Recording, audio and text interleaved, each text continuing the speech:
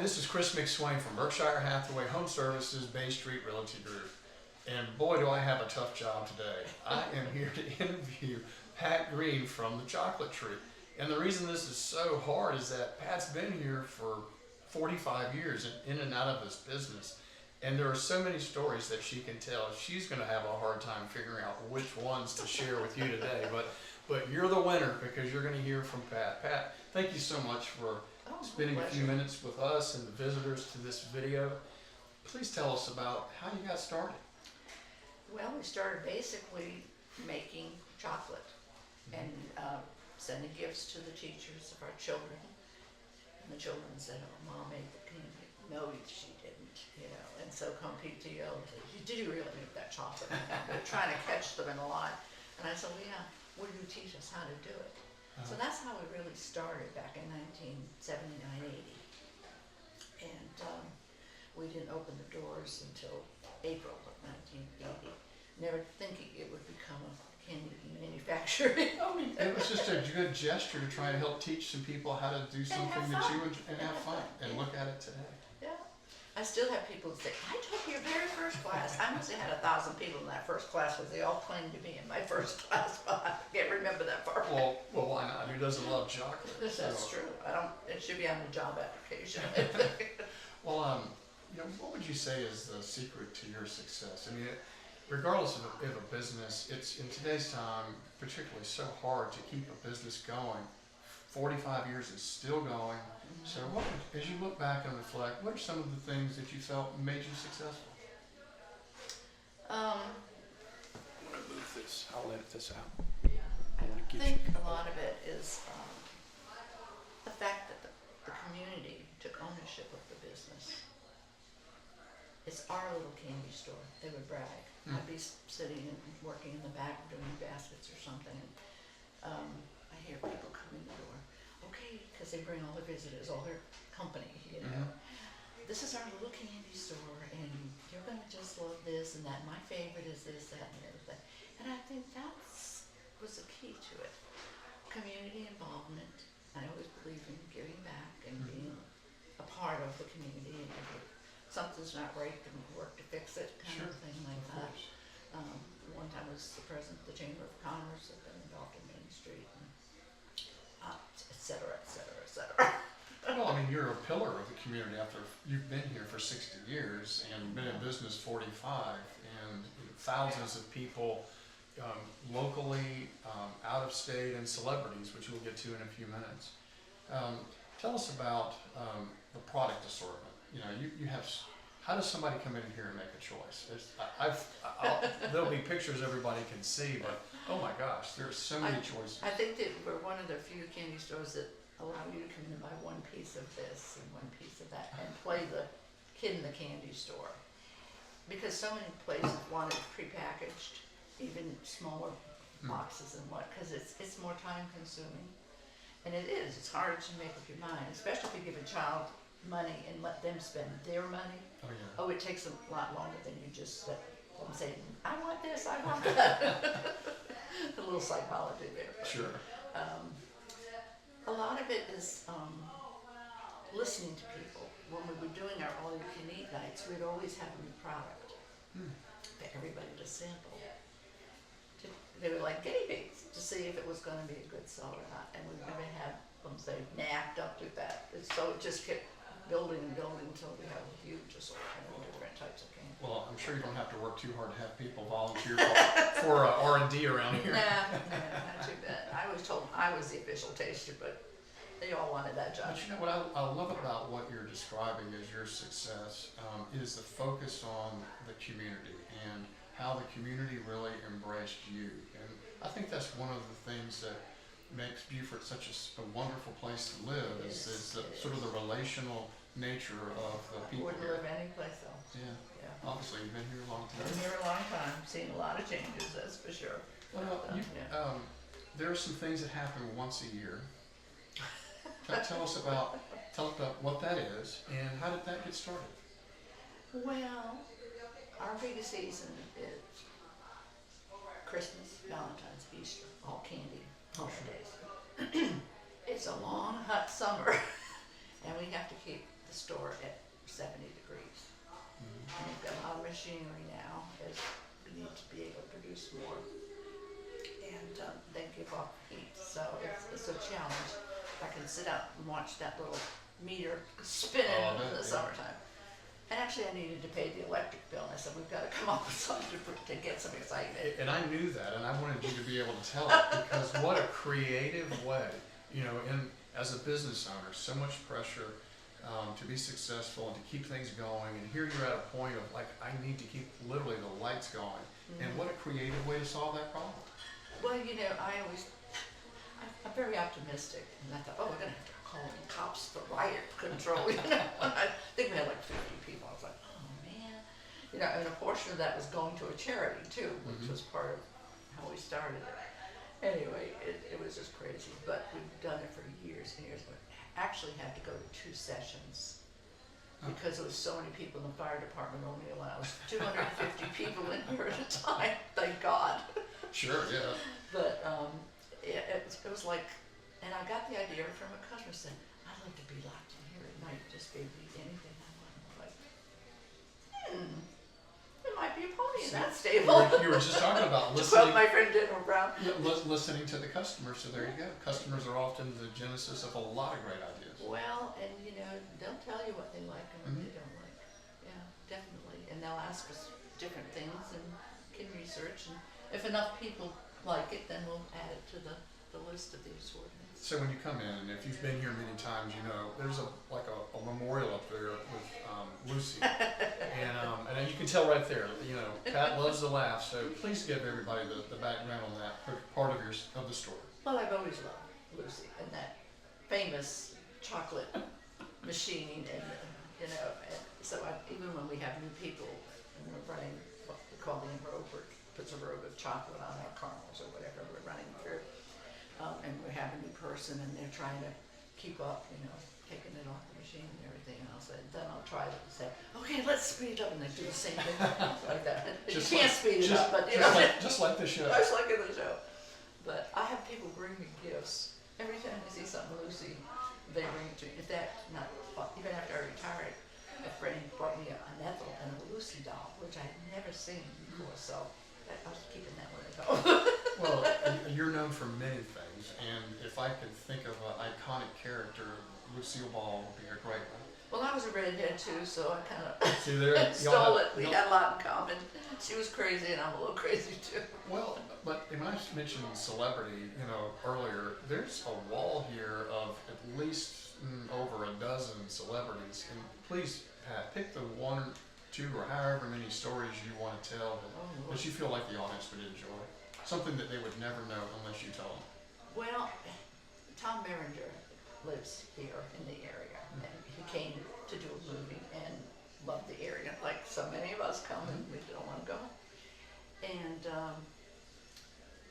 we have a picture of him on the wall in the Marine Corps uniform. It was a film that he was doing, and he used to bring his family in when we were here, and they'd walk in the back and come in. And I was working there and listening as people come in, hearing what's being said, and he brought his little daughter in, and she looked up and she said, "Daddy, I have a picture of you here."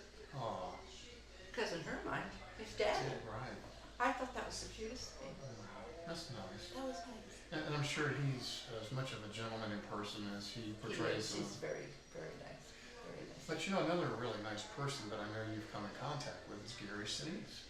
Oh, love Gary Sinise. Yeah, tell us some of the stories about him. He's just I call him the new Bob Hope because of his work with the veterans and whatnot. In fact,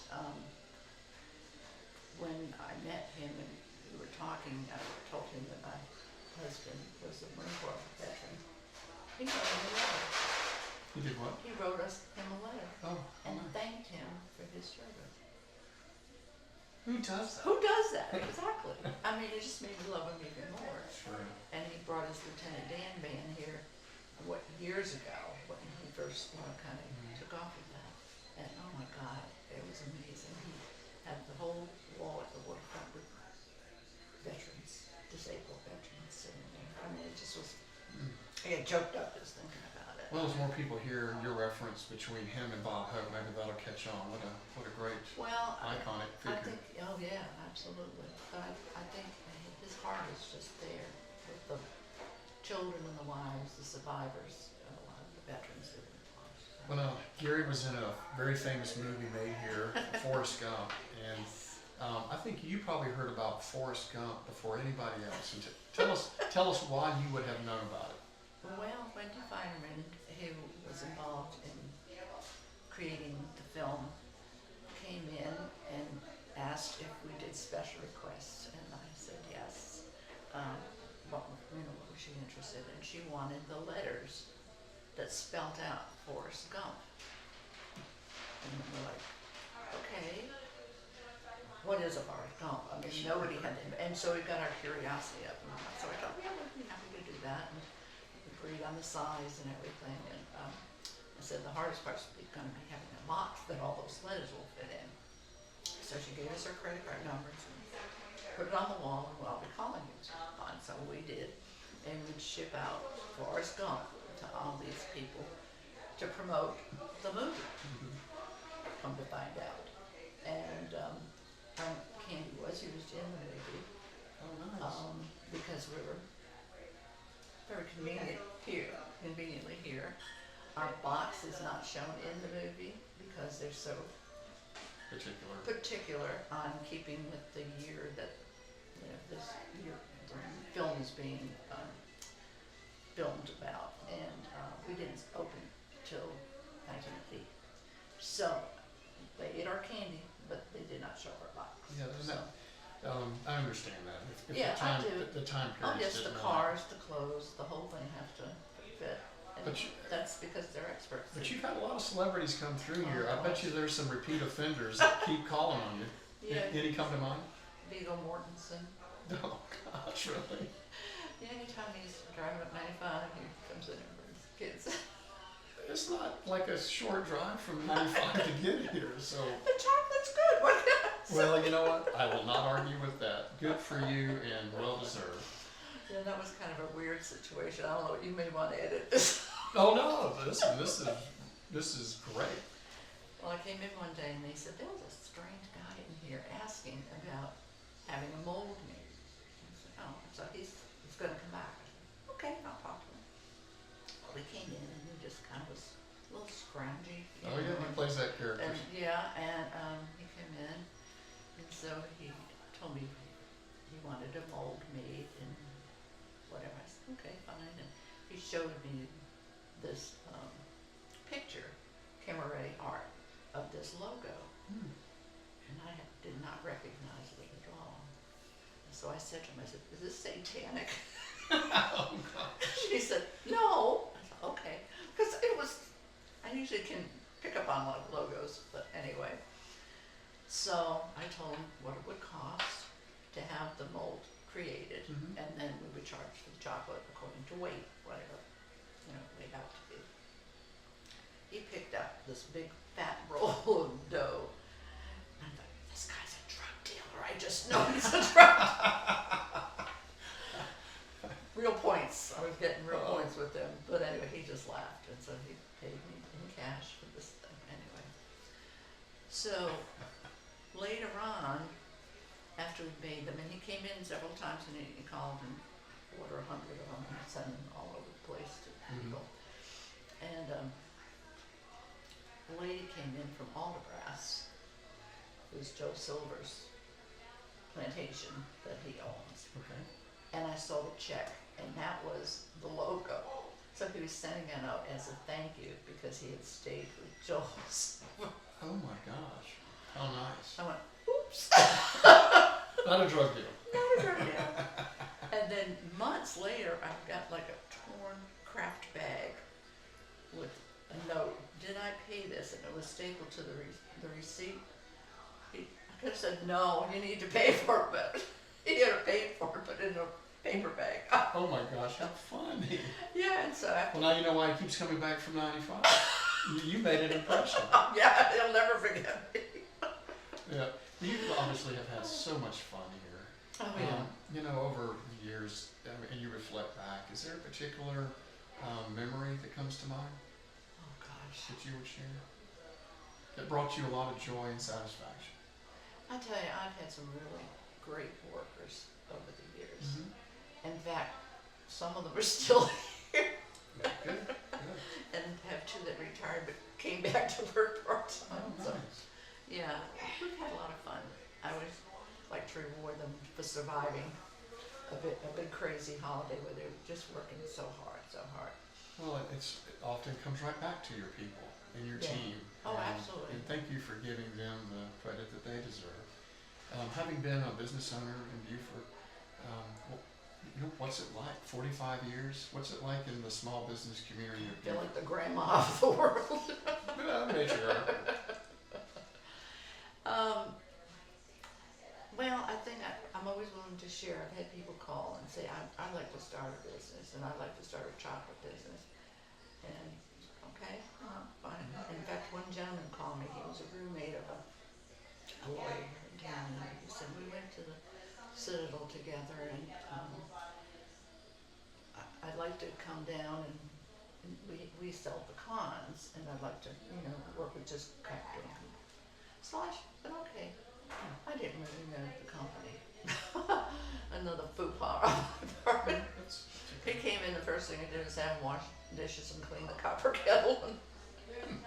How did you react to that? He did. He was a great sport. He just went along with everything. He taught him how to cook caramel and how to do this and that. Taught him hand dipping for some of the pieces that you can't do on a machine and whatnot. And he stayed here for about a week, and we just had the best time. We became friends. I happened to be going to a candy conference and stopped in his town in Florence. Oh my God. So he took what he learned here and did something No, with it. but it's a humongous business, and I'm going, why am I teaching this guy to do? Well, you gave him a great start. Yeah. Well, that must be really satisfying to know that, what he learned in that week propelled him to be successful. It gave him enough knowledge and contacts through Retail Confectioners International, which I've been a member of and served on the board and was president of. And even my sister in her heyday was also a president of Retail Confectioners International. Pat, as I look around, there's like ribbons and awards everywhere. Is there one that stands out to you? Probably two.